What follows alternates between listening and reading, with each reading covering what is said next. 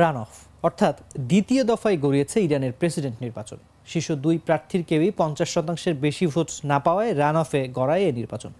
5 জুলাই ভোটের মাধ্যমে বিষয়টি নিষ্পত্তি হবে বলে জানিয়েছে দেশটির স্বরাষ্ট্র মন্ত্রণালয়।